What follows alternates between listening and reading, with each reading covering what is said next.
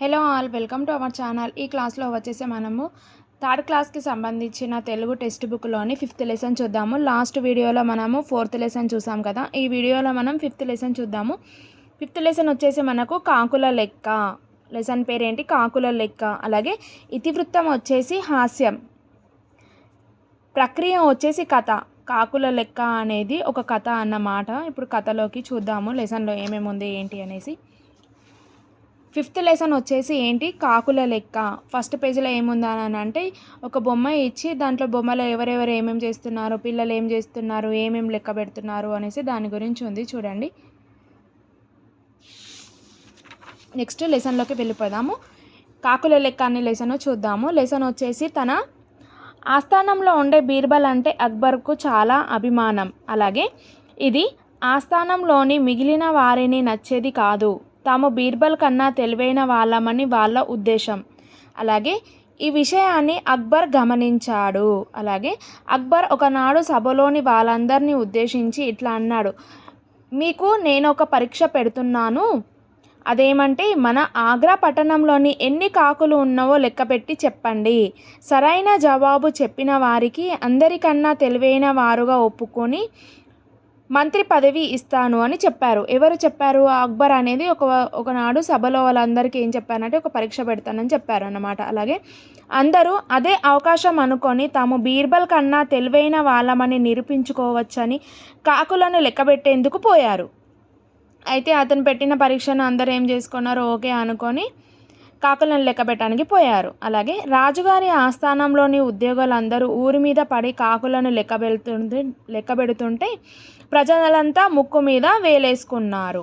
అలాగే అందరూ ఊరంతా తిరుగుతూ ఇండ్ల మీద, చెట్ల మీద, నది ఒడ్డున, వీధల్లో, వాడల్లో, చెత్త చెదరాలలో వెతుకుతూ కాకులను లెక్క పెడుతూనే ఉన్నారు. అందరేమో కాకులను లెక్క పెడుతూ ఉన్నారు. అలాగే అందరిలో ఒకటే భయం: ఎవరు తమకన్నా ముందు పోయి రాజుగారికి లెక్క చెబుతారో, తాము పెడుతున్న లెక్క సరైనది అవునో కాదో అని భయపడుకుంటూనే కాకులను లెక్కబెట్ట సాగారు. కానీ బీర్బల్ అయితే ఏమీ లెక్క పెట్టకుండా హాయిగా ఇంట్లో విశ్రాంతి తీసుకున్నాడు. ఊరు వాళ్ళందరూ లెక్క పెడుతున్నారు, కానీ బీర్బల్ మాత్రము లెక్క పెట్టకుండా ఇంట్లో హాయిగా విశ్రాంతి తీసుకుంటూ ఉన్నామల్ల. అయితే రాజు చెప్పిన రోజు రానే వచ్చింది. అందరూ రాజుగారి సభలో కూర్చున్నాడు.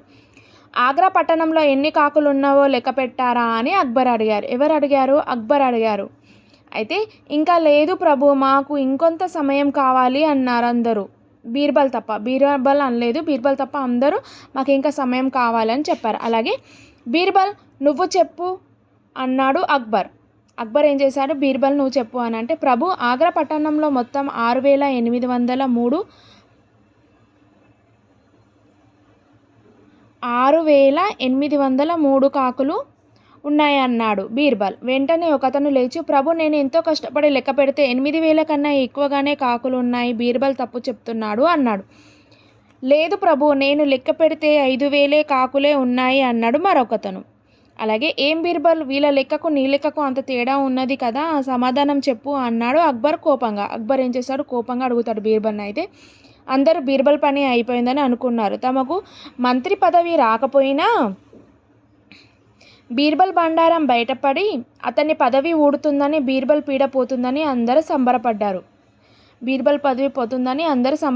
అయితే అప్పుడు బీర్బల్, ప్రభు, నేను చెప్పిన సంఖ్యనే సరి అయినది. మొదటి వ్యక్తి లెక్క పెట్టినప్పుడు కాకుల చుట్టూ పక్క ఊరి నుండి మన ఊరికి వచ్చాయి, అందుకే అతనికి ఎక్కువ కాకులు కనిపించాయి. రెండో వ్యక్తి లెక్క పెట్టినప్పుడు మన ఊరి కాకులు పక్క ఊళ్ళోని చుట్టాల ఇంటికి పోయాయి, అందుకే లెక్క తక్కువ వచ్చింది అన్నాడు. అయితే బీర్బల్ సమయస్ఫూర్తికి అక్బర్ ఫక్కుమని నవ్వాడు. తమకంటే బీర్బల్కే తెలివితేటలు, సమయస్ఫూర్తి ఎక్కువ ఉన్నాయని సభలో వాళ్ళందరూ ఒప్పుకున్నారు.